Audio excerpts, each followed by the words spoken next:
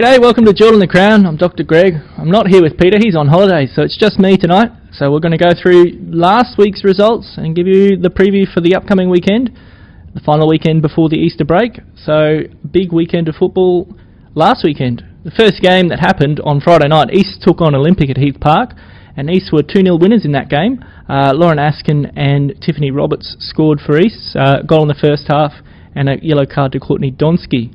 Now, I did catch this first half on Friday, and East looked sharper, and just much sharper than Olympic. Olympic had only played 2 games this season so far, and East had played all 5. And, you know, little things, when the East players lost the ball, they all moved into position really quickly, and the whole team did that, and Olympic just couldn't capitalise. So Olympic were very solid defensively, and they know when to win the ball back, but just couldn't convert any of their chances. They hit the post late in the first half, but not their night, and East 2-0 winners. So East take to the top of the table now, and I'll go through the table later. The bottom of the table, the other end, Western Pride took on Taringa, and Taringa were 2-1 winners after being 1-0 up at half-time. Don't know who scored for Western Pride, but they only had 10 players for the match. For Taringa, Olivia Tannock and Daisy Welsh scored them for Taringa, and that's Taringa's first win of the season. Western Pride yet to have any points. Palm Beach took on the Sunshine Coast in the Battle of the Coasts. Palm Beach 7-0 winners there, big scoreline, 5-0 at half-time. Goals to Eden Jones, Lauren Brown, 2 for each of them. Oh, that says, yep. Ellie Pobar, Naomi Devine and Harriet Withers all scored for Palm Beach. Now, Gary French just said Palm Beach were just far too good on the day. Sunny Coast were pretty good side and are a good side, but Palm Beach just clinical, just a bit sharper, more experienced, and had a great day and ended up 7-0 winners. Obviously, it looks like they coasted in that second half after being 5-0 up in the first half. Mitchelton took on Souths, 2-1. I caught bits of this game. Goals for Mitchelton from Katie McDonald and Tamali Gilmont, who came on basically as a substitute in the second half. As soon as she came on, she got a chance and scored. Don't know who scored for South, that's not in it, but it's a cracking goal. It was a half volley from about 25 that looped over the keeper and just under the crossbar. So yeah, it was an interesting game, sort of passages of play for one side and then passages of play for the other, and it just kept going back and forth like that. The next game, Peninsula Power took on Annerley, and Power won that game 5-2, so that's Power's first win of the season. It was 4-1 at half-time. 4 goals to Brittany Whitfield and the other goal to Jacqueline Thorburn from Power, and a yellow card to Lauren Henderson. Tamara Brilson and Donna Smith scored for Annerley.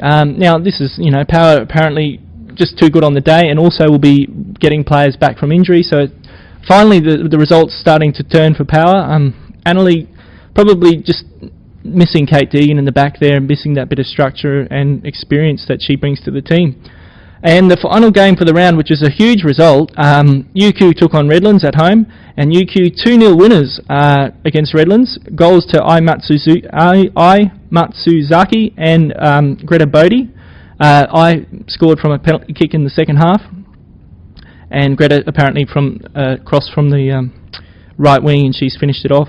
Yellow cards for Gemma, I can't read my own writing, Gemma, and Lena Johansson, the goalkeeper, got a yellow card too in the 14th minute. Now apparently Otter has said that yellow card could have been a red and has been sort of possibly given a red in certain times, but it wasn't in this case, and she remained on the field, and so that's what happened for that yellow card for Jacinta Perrin for Redlands. Just a little tidbit though, that's the first game for Redlands to have not scored since 2011, the semi-final in 2011, so that's 3 years since Redlands haven't scored in a game. That was the first game in charge for the new coach of Redlands, Jose Salvo, I believe his name was, and they just couldn't quite adapt to the game, so I'm sure they'll get back to the scoring board next week. So that's all your games from last week. Coming up this week is the final week before the Easter break, so get out and see some football.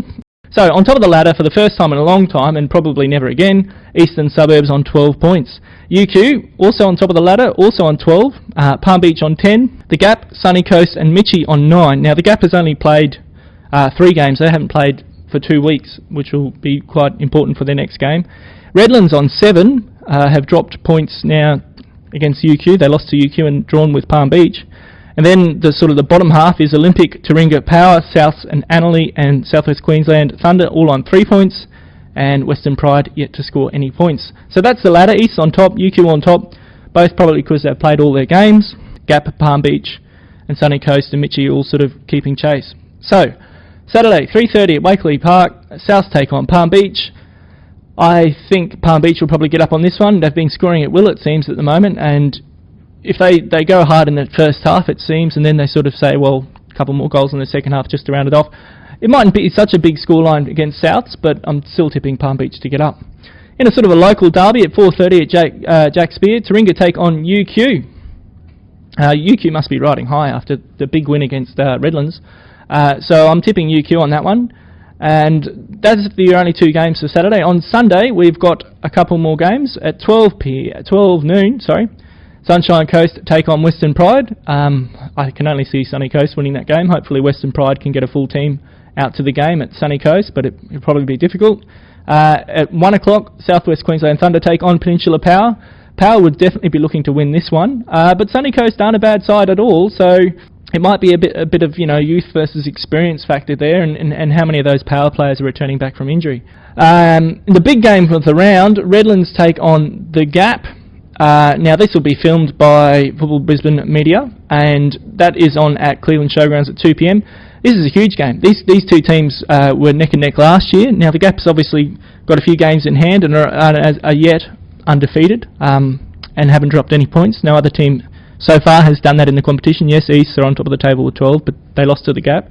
But the Gap haven't played in 2 weeks, and they're also still missing their player Victoria Stevenson, who apparently got a red card in their last game, and because they haven't played, she'll still be missing.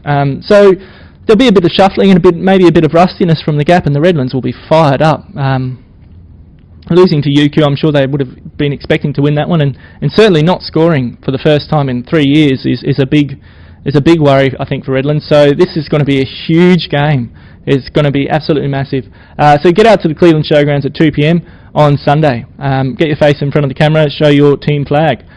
4 p.m, Annerley take on Olympic, another local derby at Elder Oval, and I'm not sure who's going to win this. I think Olympic will get up here. A good game though, and it'll play in good spirits. I mean, a lot of those players and the coaches certainly know each other, so they're still playing for a result though, and I think Olympic will do that one. In the final game, Mitchie take on Easts. I'm thinking East will beat Mitchie, and Pete will be unhappy on his holidays. So that's it from me for Jewel in the Crown this week. We won't be back next week. Make sure you get onto the washing line next week to see the Redlands Gap game, and we will see you after the Easter break when the season has resumed. So enjoy your weekend of football. See you later.